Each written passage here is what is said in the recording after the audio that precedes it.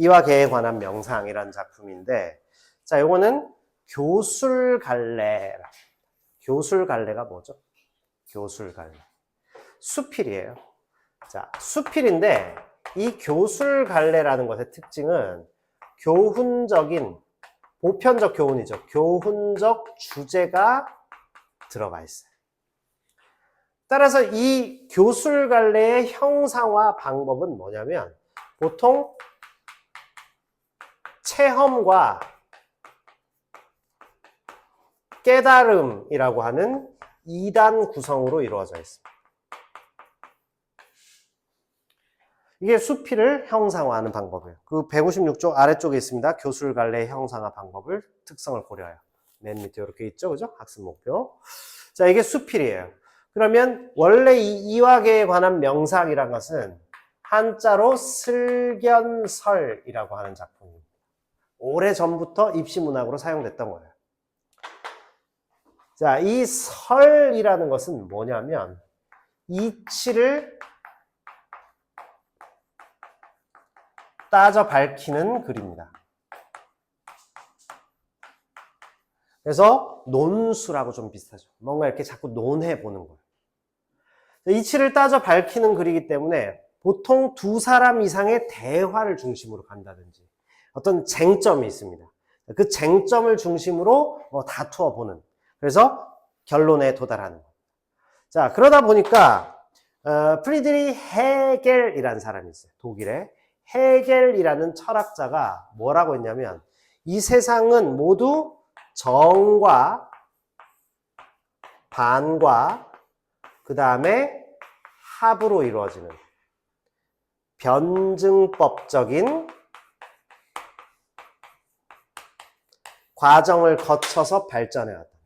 하나가 생겨났어. 우리 아까 지문 읽어왔을 때도 기능주의를 얘기했을 때 썰이라는 사람이 반박했죠. 두 개를 합쳐서 로렌즈라는 사람이 또 얘기했지. 이걸 가지고 객관주의하고 다시 했는데 객관주의를 비판하는 입장에서 또 얽힘의 체험이다. 뭐 이런 식으로 다시 계속 발전해 나간다. 하나가 있으면 그 반대되는 대상 사이에 이슈를 거쳐서 결론에 도달하는 것을 변증법이라고. 설이라는 이 방식이 바로 이 변증법적 구조를 갖고 있습니다. 하나의 주장이 있으면 반대 주장을 거쳐서 결국 공통된 보편적인 교훈에 도달하도록.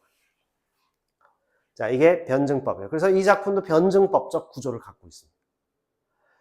자, 그 다음에 작품의 구성 요소와의 유기적 관계, 구성 요소의 유기적 관계에서 구성 요소가 뭐냐 하면 바로 아까 체험과 깨달음이죠. 그죠?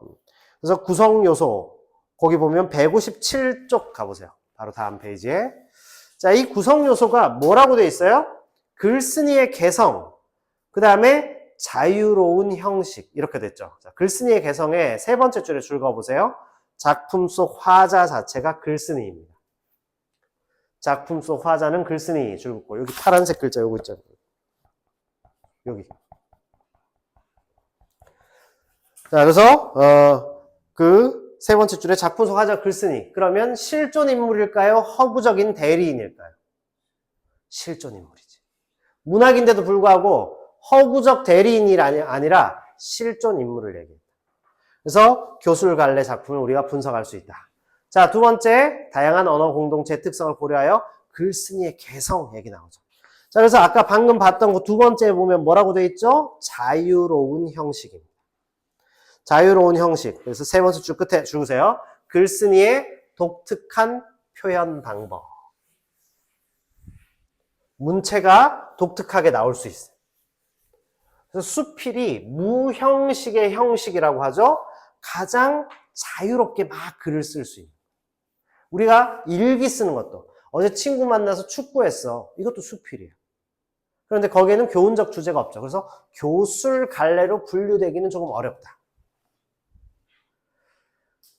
그래서 그 첫 번째 페이지에 다시 이거 보시면 그림에 보면 SNS에다가 쓴 거 있죠. 맨 위에 보면 지난 주말 친구들과 학교 근처 산으로 등산 갔는데 풍경 좋고 날씨도 좋아서 뿌듯했어. 그 다음에 2월에 따뜻한 날들이 계속돼서 개나리 피고 막 이런 걸 보면서 이상기후 현상으로 인해 자연물이 피해를 받는 상황이 안타까웠어. 이런 게 다 수필이라는 거예요. 체험이 드러났고 체험 속에 내 감상이 드러나 있어요. 그런데 교훈적 주제라고는 볼 수 없지. 자, 그러면 교훈적 주제를 얘기하는 것을 뭐라고 하느냐? 교술갈래라고 합니다. 자, 여기 있죠? 교술갈래의 형상화 방법. 작품의 구성 요소와 유기적 관계의, 요소의 유기적 관계와 맥락을 고려해서 고전수필 감상하는 것이 이번 단원의 핵심입니다. 그래서 아까 얘기한 대로 글쓴이의 개성은 뭐냐면 바로 작품 속의 화자 자신이 글쓴이에요. 그래서 글쓴이의 인생관, 가치관 등의 개성, 캐릭터가 잘 살아나는 것이 바로 수필이에요. 자, 두 번째, 자유롭죠. 그래서 글쓴이가 아주 독특하게 표현하는 방식들이 저마다 막 나옵니다. 그래서 수필이라는 것을 잘 쓰면 사람들한테 감동도 많이 줄 수 있고 쓰기도 쉬워요. 블로그에다가 한번 글쓰기 같은 것도 시도해보세요. 글로 잘 정리하잖아, 자신을. 그렇게 하면 삶 자체가 굉장히 발전해요.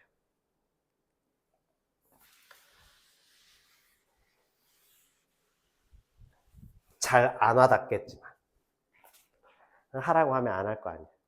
자, 이규보 보겠습니다. 이규보라는 작가가 썼는데 고려시대의 문인입니다. 이규보는 어디 있느냐? 159쪽 맨 아래에 있어요. 자, 159쪽 맨 아래 보면 이규보, 호는 백운거사라였어요.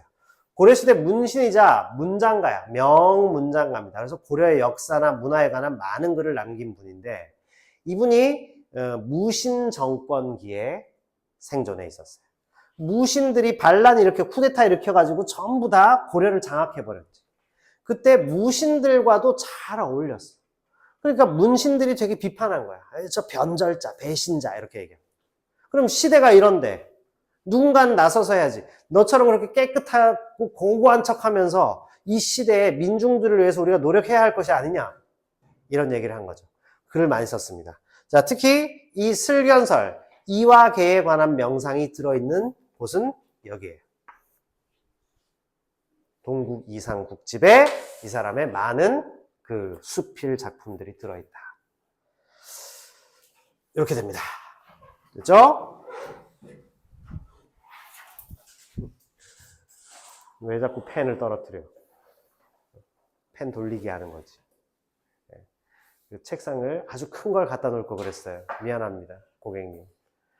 자, 이와 개에 관한 명상 첫 번째 페이지 158쪽에 제재개관 한번 보겠습니다. 고전수필로서 설이라고 했죠. 그죠? 이치에 관해서 따져 밝히는. 자, 그리고 설은 보통 2단 구성이면서 기승전결의 단계를 갖고 있어요. 기본적으로는 2단 구성입니다. 뭐냐면 체험과 교훈을 드러낸다. 깨달음이 들어가 있다. 체험과 교훈. 자, 성격이 관념적입니다. 왜 그럴까요? 철학적인 주제죠. 도에 관해서 얘기해요. 우리가 보통 편견을 가지고 있으면 어떤 일이 벌어지냐면 차별적 시선을 갖게 되죠. 편견은 차별이야. 나하고 다르다는, 민족이 다르다는 이유로 우리는 막 상대를 억압하거나 그 다음에 막 차별하고 인종을 차별하고 식민지 지배하려고 그러고. 일본하고 한국하고 사람들 차이가 뭐가 있어? 그건 같은 종족이죠. 그런데 말도 다르고 서로 나라가 다르다는 이유로 한 나라가 다른 나라를 식민지 삼으려고 막 침략했던 그런 역사도 있죠. 자, 편견의 문제. 선입견의 문제는 결국 배제시키고 차별하고 상대를 억압하려고 폭력적인 어떤 의식, 즉 권력 의지를 상대한테 적용하려는 게 들어가 있다. 부모님이 아이들을 볼 때, 우리 자녀들을 볼 때 가장 중요한 건 뭐냐면 독립된 개체로 웬만하면 간섭을 안 해야 돼. 지 알아서 사는 거지 뭐. 그치? 근데 간섭을 안 하기에 요즘에 아이들은 너무 어린 것 같아. 고등학생이 아니라 거의 초등학생 같아요. 걱정입니다, 선생님. 자, 누가 누굴 탓해. 나도 아직 정신 연령이 20살이 안 된 것 같아요. 자, 남자들은 원래 항상 소년이죠. 그쵸? 네. 한산소녀. 나 아직도 건담 만들고 있는데. 너무 즐거워요. 건담 만들 때 나를 무라일체, 무아지경입니다. 조만간 이제 도색을 좀 배워볼까. 건담에다 막 스프레이 칠하고 막 도색하고. 자, 시간이 너무 없어요. 자, 주제 보겠습니다. 그래서 우리 그 선입견 있죠? 선입견을 버려야 돼. 그러면 선입견이 이제 편견. 다른 말로 고정관념이라고 하죠. 이것을 버리고 본질을 파악해라 했습니다. 이것이 뭐라고 하죠? 본질적 사고라고.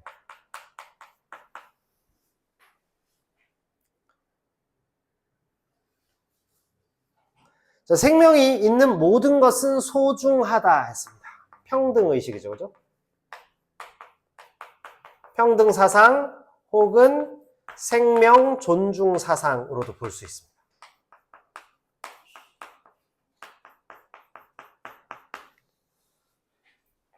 아시겠죠? 자, 아까 말씀드린 거 나오죠? 변증법적 대화가. 요겁니다. 변증법적 대화가. 한 사람이 얘기하면 다른 사람이 거기서 대항하고, 한 사람이 얘기했을 때 다른 사람이 거기 반대되는 얘기를 한 다음에 결론에 도달하는 방식. 이게 변증법. 자, 그 다음에 대조법을 사용하죠. 대조적인 예시를 사용하고 비유도 사용합니다. 거기다가 심지어 다른 영역으로 유추까지 드러내요. 유추를 사용하기도 합니다. 자, 일상적인 사물을 바탕으로 사소한 사물, 일상, 체험 이런 것들이 들어가죠. 이걸 바탕으로 교훈적인 의미를 덧붙이게 된다. 따라서 이걸 뭐라고 하겠습니까? 바로 교술갈래로 분류될 수 있다. 자, 특히 이 작품은 고전수필이면서 고려시대에 저술됐죠. 창작됐죠. 따라서 한문수필이에요. 자, 이 한문수필을 현대어로 우리 훈민정음으로 번역한 것이다. 현대어로 번역했죠. 됐을까요? 자, 그러면 전체적인 구조가 뭐냐? 다시 159쪽으로 가보시면 자, 구조 보겠습니다. 처음에 기승전결 4단으로 구성됐고 크게는 2단 구성이죠. 체험과 그 다음에 교훈, 깨달음. 손님이 개가 맞아 죽는 것을 보고 마음이 아팠다고 얘기를 하거든요. 자, 그랬더니 내가 나는 벌레 있죠. 옛날에. 지금은 아예 사라졌어요. 멸종된데 한국에서는 막 이렇게 기어다니는 벌레. 이입니다. 이. 나는 어떤 사람이 화로에다가 이를 잡아서 태워 죽이는 것을 보고 마음이 안타까웠어요. 그래서 다시는 이를 잡지 않기로 했습니다. 뭔가 날 한 방 매기는 것 같지? 그래서 화를 내죠. 아니, 나는 지금 개가 죽는 걸 보고 안타깝다고 했는데 이를 태워 죽이는 걸 보고 안타깝다고? 당신 지금 나 놀리는 거야? 이렇게 화를 낸 겁니다. 그랬더니 개와 이의 죽음이 같다 했어요. 왜? 모든 생명은 죽기 싫어한다. 살고 싶어 하는 거죠. 그죠? 모든 생명체는 모기도 잡으려고 그러면 막 미친 듯이 도망가잖아요. 그죠? 파리 잡으려고 그러면 미친 듯이 도망가죠. 그치? 조그만한 하루살이도 잡으려고 그러면 도망가요. 러브버그, 어때? 끔찍하죠? 근데 그 러브버그, 어떻게? 잡아 죽여야지. 그거 뭐 너무 많이 개체가 늘어나면. 이런 일이 벌어진다.